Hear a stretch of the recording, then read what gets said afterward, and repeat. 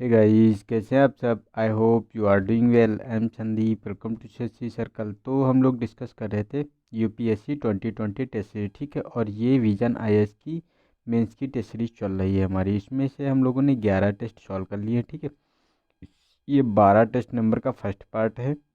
और इससे पहले जो 11 टेस्ट हम लोगों ने सॉल्व किए हैं उसकी प्लेलिस्ट बना दी है मैंने। आप लोगों ने अगर वो वीडियो नहीं देखे हैं तो मेरे चैनल पे विजिट करके उस पर प्लेलिस्ट में जाके आप सारे वीडियो देख सकते हैं। और प्रीलिम्स के 2020 सारे सॉल्व कर रखे हैं हमने, वो भी देख सकते हैं आपके। और जो मेंस के हैं, और सॉरी, जो प्रीलिम्स के हैं 2021 के लिए, वो भी हम लोगों ने 4 टेस्ट सॉल्व कर लिए। पांचवा टेस्ट कल आपको मिलेगा फर्स्ट पार्ट इसका, और सेकेंड पार्ट संडे को मिलेगा, ठीक है।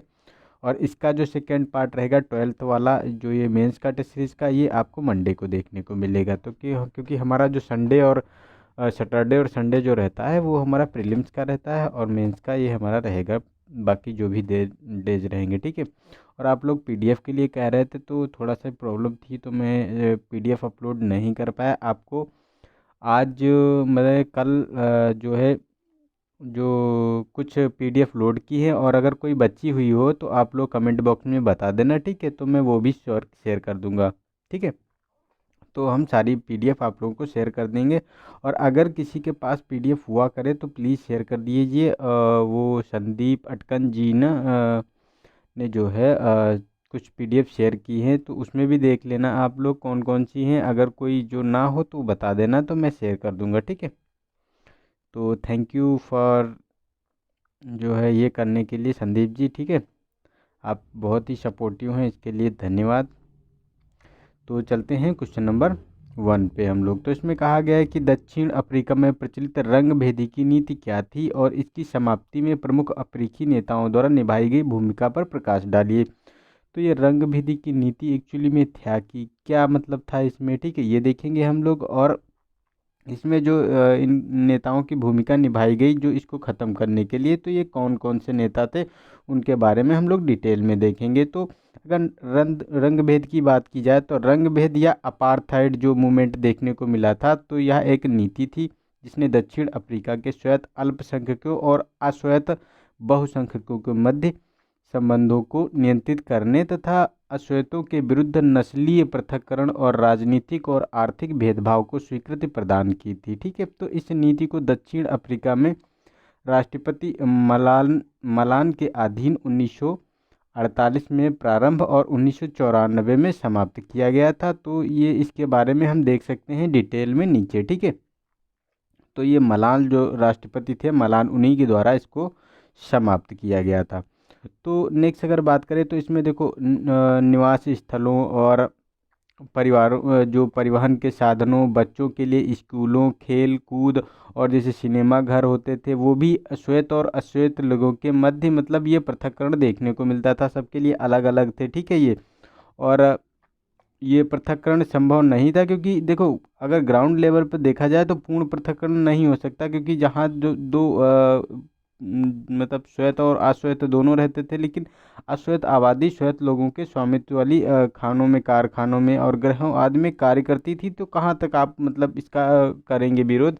लेकिन एक हद तक मतलब इन लोगों को क्या है कि जो अश्वेत लोग थे उनको बहुत तुच्छ समझा जाता था, बहुत ही नगण्य समझा जाता था। तो इनको जो है उनके प्रति भेदभाव किया जाता था। तो प्रत्येक व्यक्ति का नस्लीकरण, नस्लीय वर्गीकरण किया गया था। तदनुरूपान उन्हें मतलब उसी के आधार पर उन्हें पहचान पत्र दिया गया था। जो पास संबंधी कानून जो था वो अत्यधिक कठोर था, जिसका अर्थ था कि श्वेत अफ्रीकियों को तब तक अपने आरक्षित स्थानों पर ही रहना पड़ता था जब तक कि वे कार्य करने हेतु श्वेत लोगों के क्षेत्रों की यात्रा न कर रहे हों। वर्ष 1951 में जो बाटू अथॉरिटी एक्ट के पारित होने के साथ रंग भेद के कारण 10 बाटू दस्तानों के सृजन हेतु एक प्रस्ताव पारित किया गया, जो दक्षिण अफ्रीका की नस्लीय व्यवस्था की सर्वाधिक निंदनीय परियोजनाओं में से एक था। तो ये भी देखने को मिला था। साथ ही ये जो श्वेत प्रजातियों की शुद्धता बनाए रखने के लिए श्वेत और अश्वेतों के बीच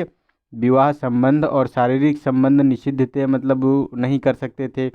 और अश्वेत अफ्रीकियों के जो जो अश्वेत अफ्रीकी थे वो राजनीतिक अधिकार और संसद में उनका प्रतिनिधित्व समाप्त हो गया था। वे जो अश्वेत अफ्रीकी थे, वे ना तो संघ का निर्माण कर सकते थे, ना ही भेदभावपूर्ण व्यवहार का विरोध कर सकते थे। इसने रंग भेद के विरुद्ध जो शांतिपूर्ण तरीके से संघर्ष करने की उनकी क्षमता को भी बाधित कर दिया था। तो उन्हें किसी प्रकार से मतलब मजबूत नहीं छोड़ा था।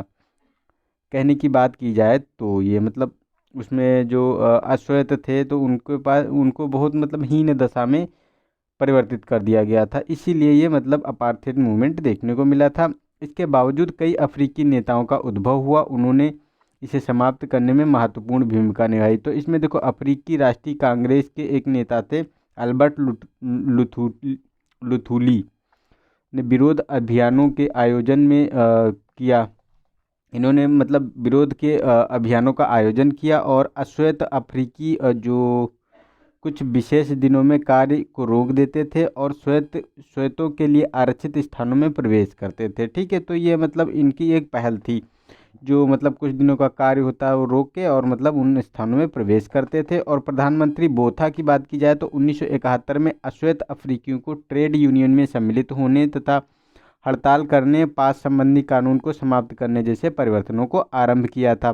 साथ ही अगर बात की जाए तो इसमें दक्षिण अफ्रीका के सर्वाधिक प्रसिद्ध मानवाधिकार कार्यकर्ता जो डेसमंड टुटू को रंग भेद समस्या का समाधान करने और उसे समाप्त करने संबंधी उनके प्रयासों हेतु 1984 में नोबेल शांति पुरस्कार से सम्मानित किया गया था। उन्होंने रंग भेद विरोधी समूह में सशस्त्र संघर्ष का उपयोग समाप्त करने का आग्रह किया था। और राष्ट्रपति फ्रेडरिक विलोम डी जो क्लार्क थे, इन्होंने 1989 में रंग भेद को समाप्त करने की चुनौती का सामना किया। यद्यपि कोई हिंसा या गृह युद्ध नहीं हुआ। उन्होंने 1990 में नेल्सन मंडेला को रिहा कर दिया था और जो ये देखने को मिली थी अफ्रीकन नेशनल कांग्रेस को पुनः मान्यता प्रदान की और उन्होंने अश्वेतों को पूर्ण राजनीतिक अधिकार प्रदान करने वाले नवीन संविधान के निर्माण हेतु ये जो मतलब अफ्रीकन नेशनल कांग्रेस के साथ वार्ता आयोजित की थी कि वो लोग भी इसमें पार्टिसिपेट कर सकते हैं जो नया संविधान बनेगा। ठीक है, और साथ ही नेल्सन मंडेला ने अहिंसक विधि अपनाई थी, जैसे मतलब इस मूवमेंट को ख़त्म करने के लिए जैसे महात्मा गांधी द्वारा इंडिया में चलाया जाता था। तो उसी के मतलब आधार पे इन्होंने जो श्वेतों और अश्वेतों के मध्य जो सुलह का आह्वान किया। उन्होंने रंग भेद का प्रचलन अवधि के दौरान मानवाधिकार के उल्लंघन की जांच के लिए सत्य और सुलह आयोग की स्थापना की। इसने प्रतिशोध की बजाय सर्व क्षमा की दृष्टिकोण को अपनाते हुए लोगों से अपराध स्वीकार करने और क्षमा के लिए निवेदन करने के लिए कहा। और उल्लेखनीय था कि नेल्सन मंडेला स्वयं रंगभेदी शासन के दौरान 27 वर्ष तक जेल में रहे थे। तो उन्होंने रंगभेदी कानूनों को समाप्त करके रंग भेद को समाप्त करने और नागरिक अधिकार प्रदर्शनकारियों को रिहा करने और राजनीतिक दलों पर आरोपित प्रतिबंध हटाने के लिए प्रयास किया था। अगर बात की जाए तो दक्षिण अफ्रीका के नेताओं में अधिकांशता जो देखने को मिला था तो ये अफ्रीकी राष्ट्रीय कांग्रेस के सदस्य थे जो रंगभेदी की नीति के विरुद्ध संघर्ष में प्रमुख भूमिका निभाई थी। वर्तमान में रंगभेदी की नीति के समाप्त हो जाने के बावजूद भी अफ्रीका में अभी भी विशेषकर श्रम वितरण जैसे संरचनात्मक विषयों में इसकी छवि देखी जाती है। तो इसीलिए ये न्यूज़ में रहा था, तो ये मतलब बहुत ही महत्वपूर्ण हो जाता है। नेक्स्ट है हमारा क्वेश्चन नंबर, तो वारसाई की संधि की सीमा का द्वितीय विश्व युद्ध के लिए उत्तरदायी थी। तो क्या ये मतलब सही है? तो देखो, इसमें ये बताना है तो उत्तरवर्ती जो मतलब परिस्थितियां थी क्या थी। ठीक है, जो वारसाई की जो संधि थी हस्तांतरित की गई थी और साथ ही ये जो द्वितीय विश्व युद्ध को प्रेरित करने वाले संधि की जो विवादास्पद जो प्रावधान थे वो कौन कौन से, और द्वितीय विश्व युद्ध हेतु उत्तरदायी अन्य कारक कौन बने। जो मतलब ये प्रथम विश्व युद्ध हुआ था जो वारसाई की संधि हुई थी उसी के लिए ये मतलब क्या मतलब कारण हुए, किस आधार पे हम मतलब ये कह सकते हैं, तो इनके बारे में हम डिटेल में देखेंगे। तो इसमें जर्मनी और मित्र देशों के मध्य हस्तांतरित वारसाई की संधि एक शांति संधि थी जिसके परिणाम स्वरूप प्रथम विश्व युद्ध की समाप्ति हुई। हालांकि इसके निम्नलिखित प्रावधानों के कारण अन्य युद्ध का आधार भी तैयार हो गया था। तो इसमें बात की जाए तो युद्ध अपराध, तो संधि के जो अनुच्छेद 231 ने प्रारंभ संधि के अनुच्छेद 231 ने युद्ध प्रारंभ करने का पूर्ण दोष जर्मनी और उसके सहयोगियों पर आरोपित कर दिया। इसके कारण जर्मनी आबादी का अत्यधिक अपमान हुआ, जो जर्मनी की आबादी थी, ठीक है। और इस संधि को इसकी आदेशित शांति के लिए दोषी माना गया था। तो मतलब पूरा दोष जर्मनी पे लगा दिया गया। क्षतिपूर्ति की बात की जाए तो उसमें जितना भी क्षतिपूर्ति हुआ था उसका एक बड़ी राशि का भुगतान जो है जर्मनी को इसमें करना पड़ा, जो इससे जो है ब्रिटेन और जो जर्मनी की अर्थव्यवस्था बाधित हो जाए, जिससे जो है ब्रिटेन और फ्रांस के लिए खतरा उत्पन्न ना कर सके, तो उसे बहुत ही कमज़ोर कर दिया गया ये मित्र राष्ट्रों के द्वारा। साथ ही अगर बात की जाए तो राज्य क्षेत्र में कमी, तो जर्मनी को अल्सॉस लॉरेंस का क्षेत्र फ्रांस को देना पड़ा था और जर्मनी के कुछ भागों को बेल्जियम, डेनमार्क, पोलैंड और लुथियानिया को दे दिया गया।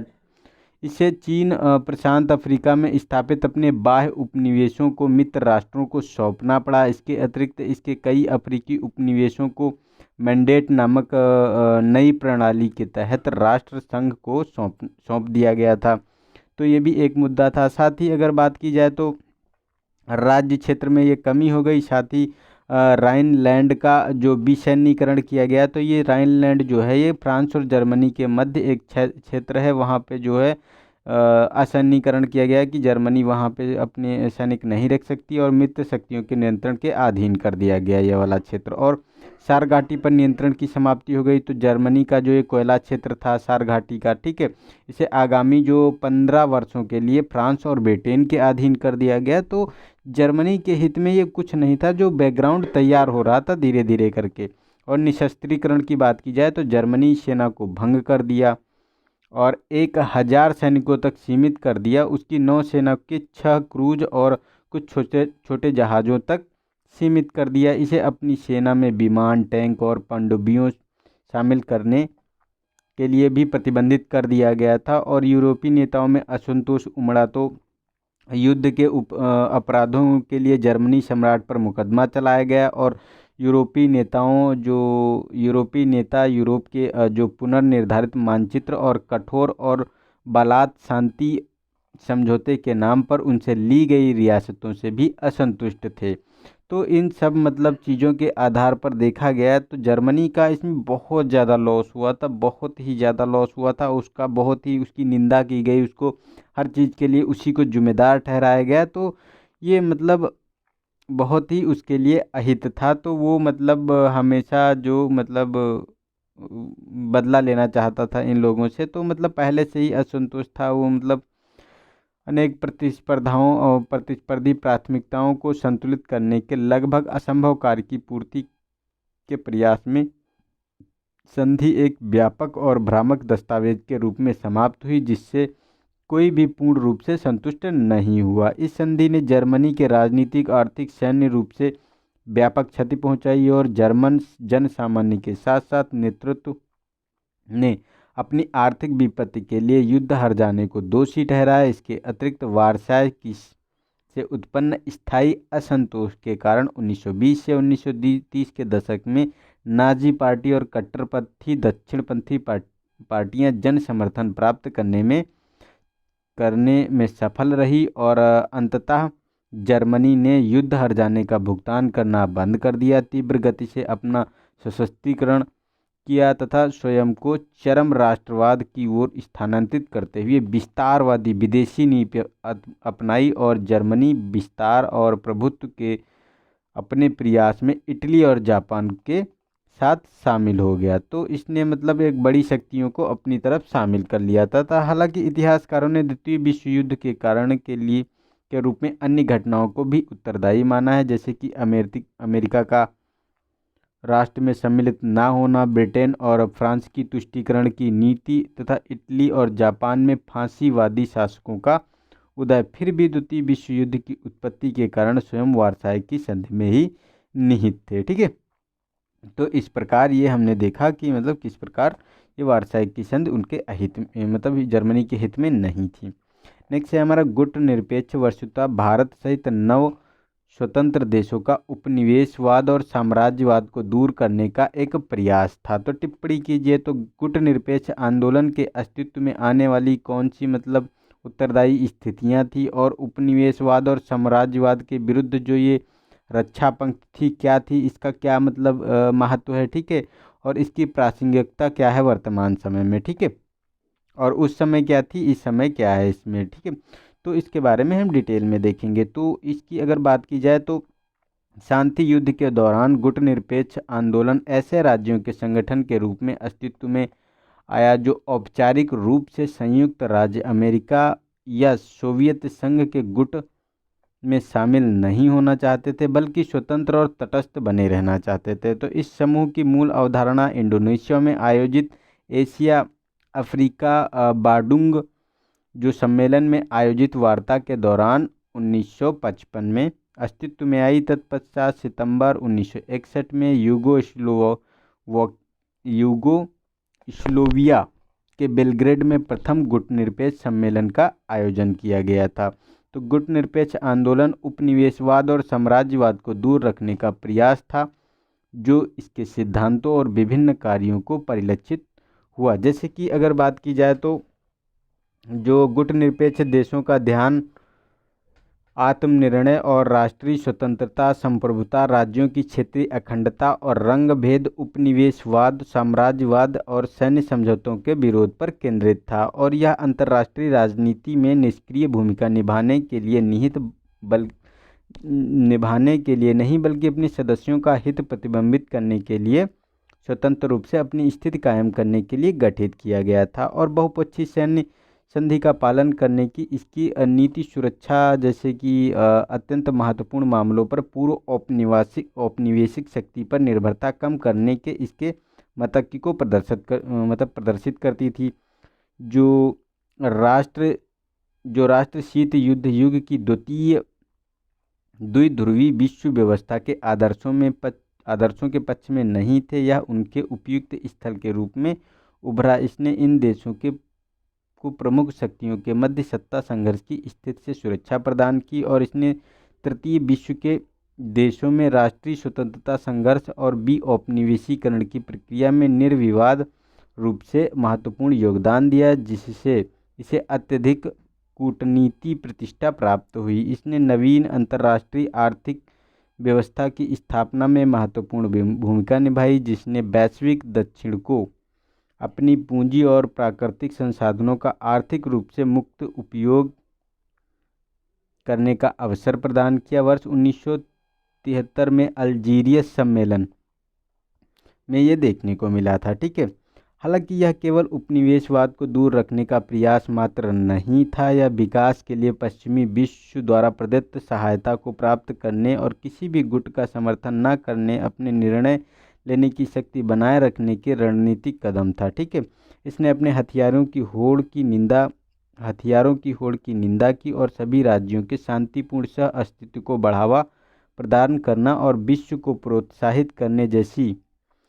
विश्व शांति को प्रोत्साहित करने जैसी महत्वपूर्ण मुद्दों के पक्ष में समर्थन प्राप्त किया था। इसके अतिरिक्त इसने नई उभरती चुनौतियों जैसे कि सामूहिक विनाश के हथियार की समाप्ति, आतंकवाद, मानवाधिकारों, संयुक्त राष्ट्र को अधिक प्रभावी बनाने की दिशा में कार्य करने आदि में महत्वपूर्ण भूमिका निभाई थी। तो इसने बहुत ही अच्छे काम किए थे। उस समय की जो मांग थी, उस समय की जो डिमांड थी, उसको इसने जो है एक दो शक्तियों में जो यूएसएसआर और यूएसए वाला जो विश्व की दो बड़ी शक्तियों के मध्य जो इन्होंने रास्ता निकाला था, ये बहुत ही अच्छा और सराहनीय था उस समय का, और आज के भी समय में इसको प्रासंगिक माना जा सकता है। और शीत युद्ध के अंत में यह धारणा प्रचलित हुई कि यह संगठन अप्रासंगिक बन गया है। हालांकि विकासशील देशों द्वारा अभी भी सामना किए जा रहे अनसुलझे मुद्दों के कारण इस आंदोलन को निरंतर जारी रखने की आवश्यकता है। तथ्य यह है कि शक्तिशाली पश्चिमी हितों के प्रभुत्व वाली अंतर्राष्ट्रीय व्यवस्था के अंतर्गत प्रभावी ढंग से कार्य करने के लिए राज्यों को अभी भी संस्थागत सहायता की आवश्यकता है। वास्तविकता यह है कि अंतर्राष्ट्रीय व्यवस्था क्रमिक रूप से विकसित हो रही है और इसके परिणाम एक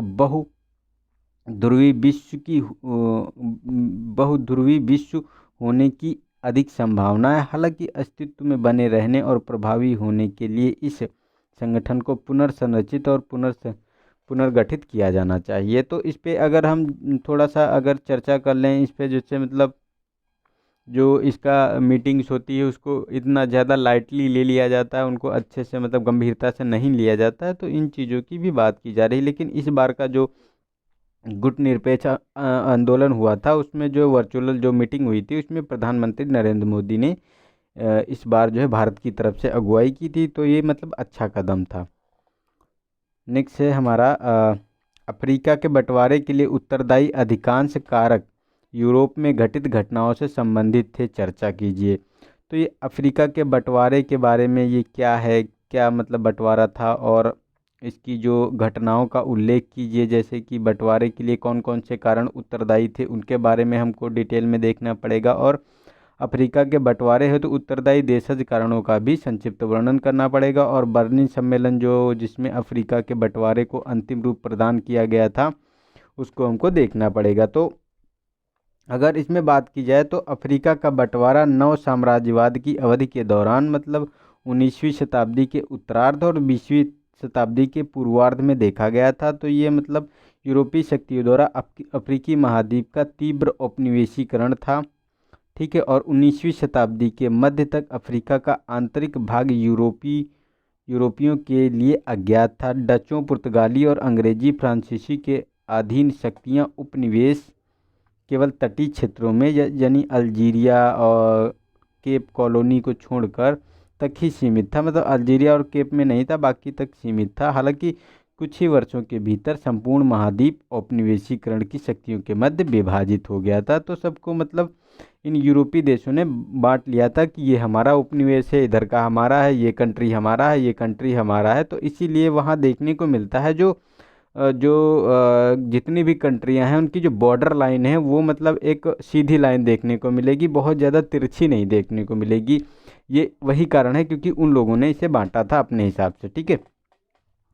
तो विभिन्न देशज कारक भी इस बंटवारे के लिए हेतु उत्तरदायी थे, जैसा कि साम्राज्यवादी शक्तियों में दीर्घकालीन युद्ध हेतु स्थानीय लोगों के पास संसाधनों का अभाव, पुराने ढंग की बंदूकें जिनसे इन शक्तियों का सामना नहीं किया जा सकता था, राज्यों के मध्य इनके भीतर आंतरिक संघर्ष की विद्यमानता थी। किंतु अधिकांश उत्तरदायी कारक यूरोप में घटित होने वाली घटनाओं के साथ निम्नलिखित हैं, जैसे कि उपनिवेश हेतु प्रतिद्वंद्विता।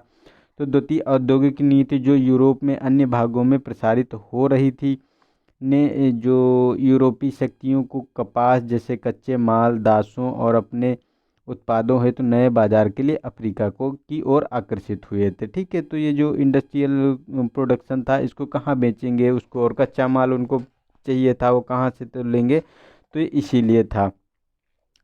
नेक्स्ट है जैसे हमारी की 19वीं शताब्दी के उत्तरार्ध में प्रचलित जो नव चरम राष्ट्रवाद की अवधारणा ने इंग्लैंड, फ्रांस, जर्मनी ये जो बिस्मार्क की राजनीति थी, जैसे देशों को अपने उपनिवेश का विस्तार करने और अपने व्यापार मार्गों जैसे स्वेज नहर को सुरक्षित करने हैं तो महत्वपूर्ण क्षेत्रों पर रणनीतिक नियंत्रण स्थापित करने के लिए प्रेरित किया था। और अफ्रीका में अत्यधिक लाभ अर्जित करने वाले HM स्टैनली और डी ब्राजा और सेलिस रोड्स जैसे खोजकर्ता ने साम्राज्यवादी देशों को विभिन्न क्षेत्रों पर नियंत्रण स्थापित करने के लिए आकर्षित किया, जैसे दक्षिण अफ्रीका में अंग्रेजों और पूर्वी अफ्रीका में जर्मन आदि को, ठीक है। तो धर्म प्रचारकों की भूमिका की इसमें बात की जा रही, तो ईसाई धर्म प्रचारकों ने ईसाइयत के प्रचार हेतु साम्राज्यवाद के स्वायत्त नस्ल के बोझ की अवधारणा का समर्थन किया था। इसे एक सभ्यता प्रसार मिशन के रूप में स्वीकार किया था। इन पर आरोप लगाया जाता है कि इन्होंने यूरोपीय देशों को स्थानीय शासकों से समझौता करने में सहायता प्रदान की थी और भाप के इंजन, लोहे की खोल वाली नौकाओं जैसे कि परिवहन के नए साधनों द्वारा इन देशों के आंतरिक भागों के सघन वनों में प्रवेश करना सुगम हो गया, जहां पूर्व में केवल नदियों के माध्यम से ही पहुंचा जा सकता था। साथ ही कुनैन के अर्क द्वारा मलेरिया के उपचार में चिकित्सीय उन्नति ने यूरोपियों को मलेरिया जैसी बीमारी से निपटने में सक्षम बनाया, जिन्हें पश्चिमी अफ्रीका के क्षेत्रों में श्वेत व्यक्तियों की कब्र के रूप में जाना जाता है। ठीक है, तो ये भी एक मुद्दा था वहाँ। तो इस प्रकार अगर बात की जाए तो इसके बंटवारे में बर्लिन सम्मेलन जो हुआ था 1884 से 85 में, तो इसमें संस्थागत मनाया गया था यह जो बर्लिन सम्मेलन था, जिसने उपनिवेशों हेतु प्रयासरत बड़ी शक्तियों के दिशा निर्देश के लिए प्रतिस्पर्धा के नियमों को निर्धारित किया था। इस सम्मेलन में किसी भी अफ्रीकी राज्य को प्रतिनिधित्व प्रदान नहीं किया गया था। यह दस्तावेजी बंटवारा अफ्रीका के मानचित्र में भी दृष्टिगोचर होता है, जहां सभी सीमाओं में से लगभग 30% सीमाएं रेखा सीधी है। तो जो अभी हमने बताया कि जो उसकी जो सीमाएं हैं जो कंट्री की, ठीक है, वो मतलब 30%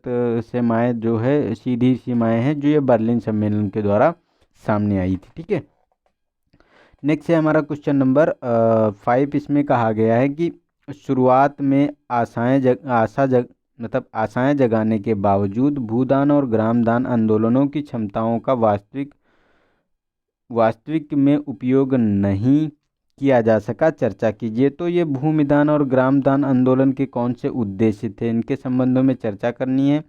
और जो ये आरंभिक सफलता की बात की जा रही, आंदोलन की आरंभिक सफलता की चर्चा सफलता की क्या थी और क्षमता को कौन कौन से कारक उजागर करते हैं यानी उत्तरदायी हैं, और आंदोलन की जो आशंकाएं हैं उनके परिणाम क्या रहे, ठीक है, उनके बारे में हम देखेंगे। और ये विफलताओं के कारण कौन कौन से हैं ये भी हम देखेंगे, और क्यों ये महत्वपूर्ण था। ठीक है, तो इनके बारे में हम डिटेल में देखेंगे। तो इसमें अगर बात की जाए तो भूदान और ग्राम आंदोलन स्वतंत्रता के पश्चात भूमि पुनर्वितरण के लिए किया गया एक प्रयास था। आचार्य विनोबा भावे ने इस आंदोलन को प्रारंभ करने के लिए रचनात्मक कार्यों और न्यासिता यानी ट्रस्टीशिप जैसी गांधीवादी तकनीकी और विचारों को अपनाया। उन्होंने अपने संगठन सर्वोदय समाज के माध्यम से जमींदारों को उनकी भूमि का कम से कम 1/6वां मतलब 1/6वां भाग भूमिहीन और कम भूमि वाले निर्धनों में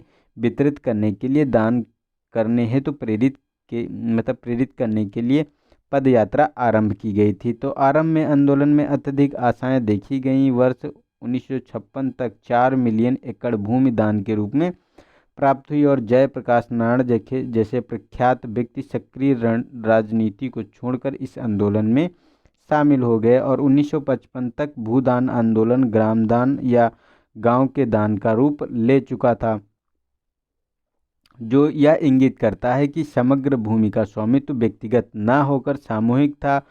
वर्ष 1960 के अंत तक भारत में 4500 ग्रामदान गांव थे। ठीक है, तो हालांकि ये आरंभिक सफलता के बावजूद भूदान और ग्रामदान आंदोलनों ने 1960 के दशक तक सामाजिक रूपांतरण के एक तरीके के रूप में अपने आकर्षण और प्रभावशीलता को खो दिया। निम्नलिखित और ये मतलब जो खो दिया ये निम्नलिखित कारणों की क्षमता से ये अप्रयुक्त रह गई। तो ये कौन कौन से थे, तो हमारा देखो ये अप्रयुक्त रहने का कारण था कि जो ये प्रभावी पुनर्वितरण का अभाव था। तो वर्ष 1957 में दान के रूप में प्राप्त 4.5 मिलियन एकड़ में से केवल 6,54,000 एकड़ भूमि का जो 2 लाख परिवारों में पुनर्वितरण किया गया। बिहार सरकार ने विगत 38 वर्षों में भूदान से प्राप्त भूमि के आधे भाग का वितरण करने में अक्षम मतलब उसे वितरण करने में सक्षम नहीं हो पाए के कारण जो है ये राज्य भूदान समिति को भंग कर दिया। तो ये मतलब इन्होंने अच्छे से उसका काम नहीं कर पाया। उपयोगिता की अभाव की बात की जाए तो इसमें दान के रूप में प्राप्त भूमि का एक बड़ा भाग खेती के लिए अनुपयुक्त था अथवा इसमें विवादित भूमि शामिल थी। इसके अतिरिक्त निर्धन लाभार्थियों को इस प्रकार की भूमियों पर खेती करने के लिए सहायता उपलब्ध नहीं कराई गई, तो ये भी एक कारण था। साथ ही साथ अगर बात की जाए तो व्यापक जो प्रसार का अभाव था, तो ग्राम दान आंदोलन गैर जनजाति क्षेत्रों में लोकप्रिय साबित नहीं हुआ। एकीकरण का अभाव देखा गया इसमें, क्योंकि आंदोलन स्वयं से स्वतंत्र बना रहा। तत्कालीन समय में विद्यमान संस्थागत संस्थानों के साथ एकीकृत होने में विफल रहा। इसके कारण इसकी उपलब्धियां इसकी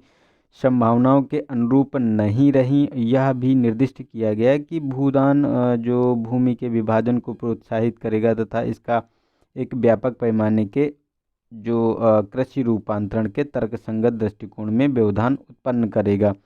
साथ ही मानसिकता में जो परिवर्तन लाने में विफल रहा। जैसे कि बात की जाए तो अनेक जमींदारों के लिए अपनी भूमि दान करने का उद्देश्य भूमि हदबंदी अधिनियम से बचना था, अथवा वास्तव में वे उच्च नैतिक आदर्शों से प्रेरित नहीं थे। तो ये भी एक कारण देखा गया है इसमें। तो यद्यपि ये बात की जाए तो यह अपने कथित उद्देश्यों को प्राप्त करने में पूरी तरह सफल नहीं हुआ। तथापि यह असमानताओं के परिप्रेक्ष्य में आकलन करें तो इसकी उपलब्धियां व्यापक थी। यह आंदोलन स्वतंत्र भारत के इतिहास में कानून द्वारा नहीं बल्कि जन जागरूकता और भागीदारी के माध्यम से क्रांतिकारी संस्थागत परिवर्तन लाने का अद्वितीय प्रयास था। और यह न्यायशीलता यानी ट्रस्टीशिप के सिद्धांत का प्रथम गंभीर और व्यापक प्रयास था। इसने भूमि पुनर्वितरण हेतु राजनीतिक संवाद और आंदोलन हेतु अनुकूल परिवेश सृजित किया था। ठीक है।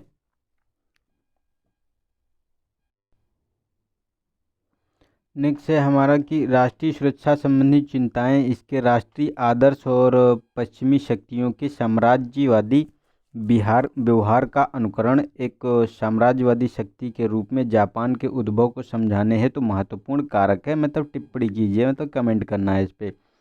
तो इसमें अगर बात की जाए तो जापान द्वारा साम्राज्य के ये अनुगमन का जो ये क्या था, इसके बारे में हम लोग ब्रीफ में देखेंगे। और राष्ट्रीय सुरक्षा, राष्ट्रीय आदर्श और पश्चिमी शक्तियों में जो साम्राज्यवादी व्यवहार का जो अनुकरण था उसकी विशेषताएं, कारक, और जो साम्राज्यवादी शक्ति के रूप में जापान के उद्भव के लिए ये किस प्रकार महत्वपूर्ण रहा, क्यों इम्पोर्टेंस थी इसकी, तो इसके बारे में हम लोग इसको डिटेल में देखेंगे। तो इसमें स्व आरोपित शक्ति पृथकत्व की जो अढ़ाई शताब्दियों के पश्चात इसमें वर्ष 1853 में जापान का वैश्विक पटल पर पुनः उदय हुआ। किंतु कुछ ही दशकों के भीतर जापान के नेताओं के एक आक्रामक क्षेत्रीय विस्तार की नीति का पालन करना आरंभ किया। जापान का साम्राज्यवादी शक्ति के रूप में उद्भव 1894 से 1910 के मध्य हुआ। जापान ने इस अवधि के दौरान 3 प्रमुख क्षेत्रों अर्थात वर्ष 1895 तक ताइवान, वर्ष 1905 तक कोरिया और वर्ष 1905 में ही आपको जो है कांगतुंग लीज्ड यानी पट्टे पर लिए गए क्षेत्रों का बलपूर्वक अधिग्रहण कर लिया गया था। तो जापान द्वारा इस प्रकार की साम्राज्यवादी अनुगमन मेइजी पुनर्स्थापना और संबंधित सुधारों के कारण हुआ था, जिसमें देश के जो पश्चिमी साम्राज्यवादी शक्तियों के तुल्य औद्योगिक और सैन्य शक्तियां बनाने को दृढ़ निश्चय किया गया था। इस प्रकार निम्नलिखित विभिन्न कारक हैं जो साम्राज्यवादी शक्ति के रूप में जापान के उद्भव की व्याख्या करते हैं। तो इसके बारे में बात की जाए तो राष्ट्रीय सुरक्षा, तो वर्ष 1868 में गठित मेइजी सरकार के नेताओं ने पश्चिमी देशों के आधिपत्य को रोकने के लिए राष्ट्रीय सुरक्षा और प्रतिरक्षा व्यवस्था को सर्वाधिक वरीयता प्रदान की थी। साथ ही अगर बात की जाए तो सर्वप्रथम संयुक्त राज्य अमेरिका ने 1853 में जापान को बाह्य विश्व यानी विशेषतया पश्चिमी देशों से नियमित व्यापार करने हेतु विवश किया था। इसके तुरंत पश्चात साम्राज्यवादी शक्तियों ने जापान को आसमान संधियों पर हस्ताक्षर करने हेतु बाध्य किया। और इन संधियों के अनुसार जापान में विदेशियों को विधायी मामलों में राज्य क्षेत्रातीत अधिकार प्रदान किए गए तथा जापान पर निम्न प्रशुल्क दरें अधिरोपित की गईं, जिसके लिए साम्राज्यवादी देशों ने अपनी दरों पर किसी प्रकार की संगत रियासतें प्रदान नहीं की। इस प्रकार अगर फुकोकू कोहे की बात की जाए तो ये समृद्ध देश और सुदृढ़ सेना थी। ठीक है। तो इन्होंने राष्ट्रवादी नीति के जो पश्चिमी शक्तियों के समान देश का आर्थिक विकास करने और स्वतंत्र देश के रूप में अपना अस्तित्व सुनिश्चित करने हैं तो अपनी सैन्य शक्ति में वृद्धि करने का लक्ष्य पर बल दिया था। और राष्ट्रीय आदर्श के संबंध में अगर बात की जाए तो चरम राष्ट्रवाद और सम्राट के देवत्व पर बल देने से लोगों की राष्ट्रीय आदर्श विकास हेतु कठोर परिश्रम करने की प्रेरणा मिलती है। इसने अंततः साम्राज्यवादी प्रवृत्तियों के लिए आधार तैयार किया और विदेशी उपनिवेश से साम्राज्यवादी शक्तियों को प्रतिष्ठा प्राप्त हुई। इसलिए जापान के नेताओं ने अपने साम्राज्य का ताइवान, कोरिया और कांगतुंग लीज क्षेत्रों तक विस्तार होने पर स्वाभाविक रूप से अति उत्साह प्रकट किया था और अपने जो संपूर्ण इतिहास में जापानी लोगों ने विशाल परियोजनाओं के निष्पादन हेतु तीव्रता से नए विचारों और निर्भीकता से आत्मसात किया था और इन सब से ऊपर जो प्रशिक्षित जनता और संगठन के लिए निरंतर अभ्यस्त क्षमता देश के तेजी से आर्थिक विकास और साम्राज्यवादी विस्तार में सहायता प्राप्त हुई थी। और पश्चिमी अनुकरण के बारे में अगर हम बात करें तो इसमें अगर बात की जाए तो अधिकांश सुधार पश्चिम से प्रेरित थे, जैसे कि आधुनिक बैंकिंग प्रणाली, सेना नौसेना का आधुनिकीकरण और ये जो संवैधानिक सरकार आदि। इसलिए जो पश्चिमी प्रणालियों ने जापान अर्थव्यवस्था और समाज को गहन रूप से प्रभावित किया था। इसके अतिरिक्त ये जो सामाजिक डार्विनवाद के जो पश्चिमी अवधारणा जिसमें सर्वाधिक सशक्त राष्ट्रों द्वारा अंततः विश्व पर वर्चस्व स्थापित किए जाने की धारणा प्रस्तुत की गई, अनेक जापानियों ने इन विचारों से सुमेलित थी कि उनका एशिया के नेतृत्व के लिए चयन किया गया है तथा वे दैवीय रूप में वर्दहस्त प्राप्त नस्ल हैं और इस प्रकार इसने साम्राज्यवादी ध्येय और नस्ली श्रेष्ठता की दृढ़ वैचारिक भावना को बल प्राप्त हुआ था। तो उपयुक्त कारणों के अतिरिक्त जाइत्सु कहलाने वाले निजी स्वामित्व वाले कुछ विशाल कांग्लोमरेट की आर्थिक शक्ति में वृद्धि, नौ मेजाई सरकार के अधीन पूर्व सैन्य अधिकारी सदस्यों की नवीन नेतृत्व स्थिति और तीव्र जनसंख्या वृद्धि ने जापान के प्राकृतिक संसाधनों और खाद्य आपूर्तियों पर दबाव उत्पन्न किया, जिसने जापान के साम्राज्यवादी लक्ष्य को प्रोत्साहित किया था। ठीक है, तो इस प्रकार ये हम बात करें तो ये अच्छे से ये डेवलप हो पाया था। नेक्स्ट है हमारा कि साइक्स पिको समझौता के परिणामों को अभी भी पश्चिमी एशिया में देखा जा सकता है। तो इसमें परीक्षण कीजिए, एग्जामिन करना है इसमें। तो साइक्स पिको ये एग्रीमेंट क्या था, इसके बारे में हम लोग देखेंगे ब्रीफ में, और इसके नकारात्मक प्रभाव कौन थे और इसके कौन से कारण थे जो ये उथल पुथल देखने को मिले थे। ठीक है, तो साइक्स पिको समझौता की बात की जाए तो साइक्स पिको समझौता या फिर एशिया माइनर समझौता ग्रेट ब्रिटेन और फ्रांस के मध्य एक गुप्त समझौता था, जिसमें रूसी साम्राज्य की भी सहमति शामिल थी, जिसने प्रथम विश्व युद्ध में तुर्की साम्राज्य के अपेक्षित पतन के पश्चात उसके प्रस्तावित प्रभाव क्षेत्र और मध्य पूर्व पर नियंत्रण निर्धारित करने के लिए किया गया था, और नियंत्रण शक्तियां इन क्षेत्रों में राज्य की सीमाएं निर्धारित करने के लिए स्वतंत्र थी। तो इसके परिणाम वर्तमान समय में देखे जा सकते हैं, जैसे कि जो अप्रासंगिक आधारों पर नए राष्ट्रों का निर्माण। तो इस समझौते में क्षेत्र के नस्लीय, धार्मिक और सांस्कृतिक विविधता का ध्यान नहीं रखा गया। कुर्द और ड्रूज जैसे सन्निहित आबादी को कई देशों में विभाजित कर दिया गया और जॉर्डन जैसे नए राज्यों के निर्माण के साथ शासकों द्वारा मनमानी ढंग से सीमाओं का निर्धारण किया गया और साथ ही क्षेत्र में संघर्ष के कारण भी बना। तो ये अप्रासंगिक आधारों पर विभाजन से कई देशों में अनेक समुदाय अल्पसंख्यक हो गए, जिनसे वे समुदाय पूर्णतः आत्मनिर्भर से वंचित रह गए। इसलिए इस समझौते को क्षेत्र में संघर्ष का प्रमुख कारण माना जाता है, और जिससे सीरिया और लेबनान का नागरिक संघर्ष और इराक का विघटन शामिल है। ठीक है, साथ ही ये नागरिक संघर्ष और चरमपंथ देखने को मिला तो 1975 से 1990 तक चला लेबनान गृह युद्ध और वर्तमान सीरिया का युद्ध, इराक का सांप्रदायिक गृह युद्ध आदि जैसी घटनाएं समझौते के परिणाम के रूप में देखी जाती हैं। और ISI जैसी चरमपंथी समूह और अन्य संगठन क्षेत्र में अधिक स्वीकार्यता और लोकप्रियता प्राप्त करने के लिए समझौते का विरोध करते हैं, क्योंकि समझौते को पश्चिमी साम्राज्यवादी शक्तियों द्वारा हस्तक्षेप के रूप में देखा जाता है। और साथ ही जो ये अरब देशों और इजराइल के मध्य संघर्ष की उत्पत्ति हुई थी इसी के समय, तो इस समझौते ने अरब लोगों के मध्य भ्रम की भी उत्पन्न किया, क्योंकि इसके साथ ही अंग्रेजों ने अरब लोगों को यहूदियों यानी जो जियानिस्ट थे उससे अलग अलग वायदे किए थे। वे मैक मोहन पत्र पर वाल्फोर घोषणा के रूप में जाने जाते हैं। हालांकि इन क्षेत्रों के सभी संघर्षों के लिए साइक पिको समझौता को उत्तरदायी नहीं माना जा सकता है, क्योंकि यह समझौता अपनी समग्रता में कार्यान्वित नहीं किया गया था। इसके स्थान पर सीमाएं पृथक वार्ताओं द्वारा निर्धारित की गई थी, जिससे ब्रिटेन फ्रांसीसी साम्राज्य की कमजोरियां उजागर हुई थी। क्षेत्र में राष्ट्रवाद का उदय और नए तुर्क साम्राज्य का जन्म हुआ, जिसने प्राचीन ऑटोमन साम्राज्य के साम्राज्यवादी विभाजन को अस्वीकृत कर दिया था। और क्षेत्र में साइकस पिको संबंधी समस्याएं समझौते को ध्यान में न रखकर की गई कार्रवाइयों के कारण भी उत्पन्न हुई।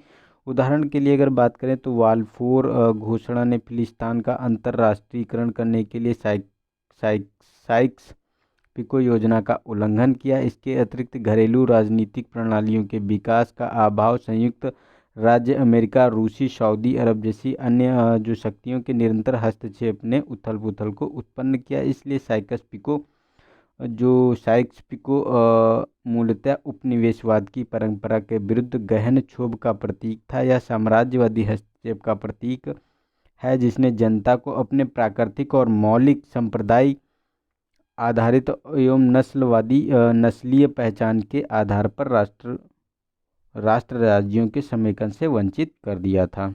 ठीक है, नेक्स्ट है क्वेश्चन नंबर 8। इसमें कहा गया है कि स्थानीय स्वयं सेवी संगठनों और गैर सरकारी संगठन जो एनजीओ होते हैं यानी सेल्फ हेल्प ग्रुप और नॉन गवर्नमेंटल ऑर्गेनाइजेशन यानी जो एनजीओ हैं उसके की भागीदारी भारत में पर्यावरणीय आंदोलनों की एक महत्वपूर्ण विशेषता रही है। तो सविस्तार वर्णन कीजिए। तो इसमें पर्यावरणीय आंदोलन की पृष्ठभूमि का बताना पड़ेगा कि क्या इसकी मतलब भूमिका है, और साथ ही साथ नागरिक समाज में जो स्थानीय नागरिक समाज समूहों में गैर सरकारी संगठन यानी एनजीओ हैं उनकी क्या भूमिका है। ठीक है, और इनके जो स्थानीय आंदोलन हैं और एनजीओ के जो ये साथ जो प्रस्तुत होते हैं उनके बारे में हमको देखना पड़ेगा, तब हमारा जो परफेक्ट आंसर हो पाएगा। तो इसमें देखो बात की जाए तो देखो भारत में जो पर्यावरणीय आंदोलन मुख्यतः विकास के वर्तमान दृष्टिकोण के पारितंत्र पर प्रभाव संबंधी जन जागरूकता और चिंताओं में वृद्धि होने के कारण 1970 के दशक में आरंभ हुए थे। इन्हें स्टॉकहोम कॉन्फ्रेंस, ब्रडलैंड आयोग की रिपोर्ट और पृथ्वी शिखर सम्मेलन से प्रोत्साहन प्राप्त हुआ था। घरेलू स्तर पर पर्यावरणीय समस्याओं की आधिकारिक रूप से पहचान की जाने लगी। प्रोजेक्ट टाइगर जो आपका 1973 में देखने को मिला, और चिपको आंदोलन, एपिको आंदोलन जैसे पर्यावरणीय आंदोलन आरंभ हो रहे थे।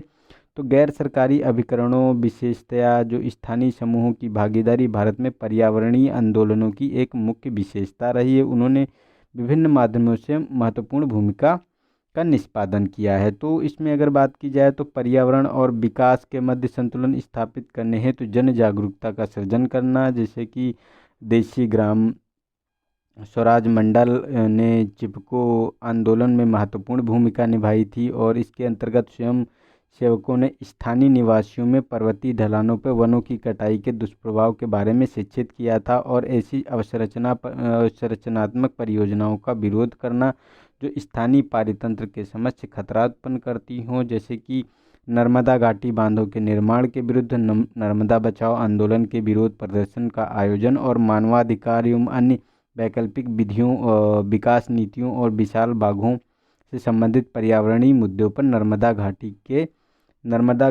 के लोगों को शिक्षित और एकजुट व संगठित करना है। ठीक है, और साथ ही अगर बात की जाए तो जॉन मॉडल परियोजना की, अगर हम इसी में बात करें तो जॉन मॉडल परियोजना, तो इसमें अगर सुव्यवस्थित करके जो गैर नौकरशाही और भागीदारी पूर्ण और समुदाय आधारित प्राकृतिक संसाधन प्रबंधन प्रणालियां हैं। उदाहरण के लिए जैसे बात करें तो foundation for revitalisation of local health tradition, और ये पारंपरिक भारतीय औषधि प्रणालियों में प्रयुक्त प्राकृतिक संसाधनों के संरक्षण का कार्य करना है।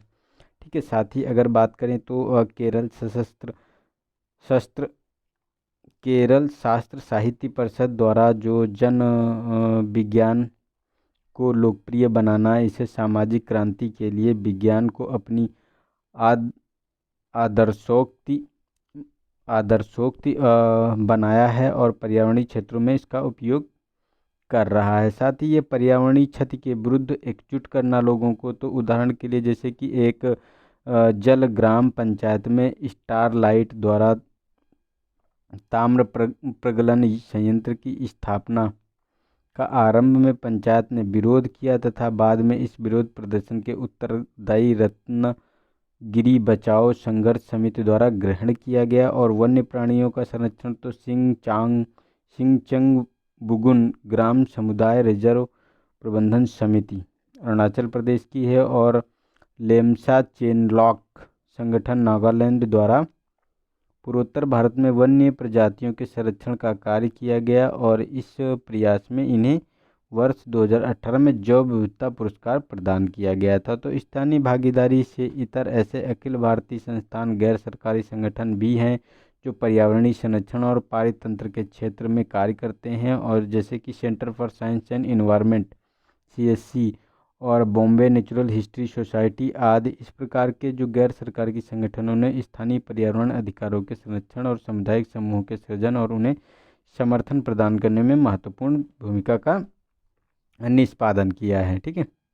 नेक्स्ट है हमारा 9 क्वेश्चन नंबर। तो इसमें कहा गया है कि नव उपनिवेशवाद से आप क्या समझते हैं, यह उपनिवेशवाद से किस प्रकार भिन्न है।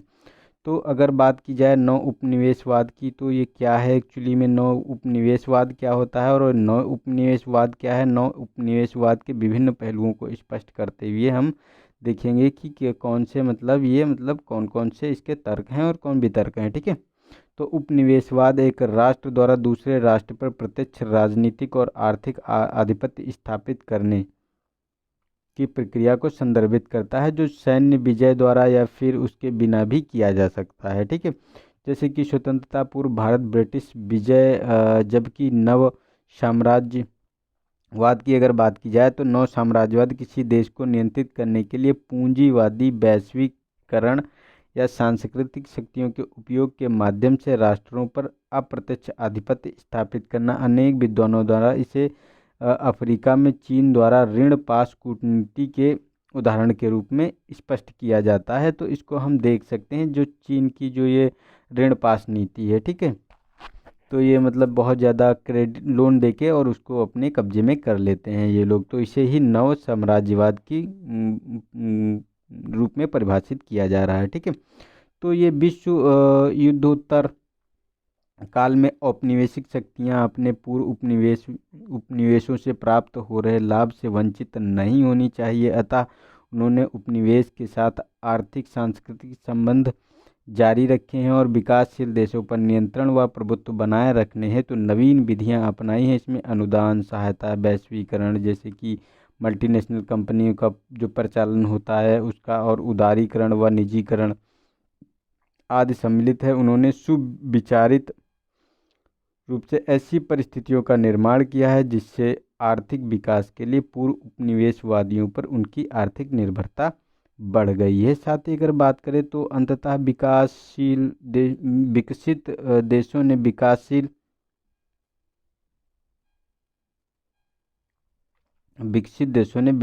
देशों की कीमत पर अपना विस्तार एवं विकास किया है। उपनिवेशवाद एवं नव उपनिवेशवाद जो आपको देखने को मिल रहा है, नव साम्राज्यवाद, दोनों ही अन्य देशों पर नियंत्रण करने और उनके संसाधनों के दोहन से लाभ प्राप्त करने से संबंधित हैं। ठीक है। हालांकि उपनिवेशवाद और नव साम्राज्यवाद निम्नलिखित पहलुओं पर एक दूसरे से भिन्न हैं। तो उपनिवेशवाद के तहत जो उपनिवेशों पर प्रत्यक्ष भौतिक या क्षेत्रीय नियंत्रण सम्मिलित होता है, जबकि नव साम्राज्यवाद विकसित देशों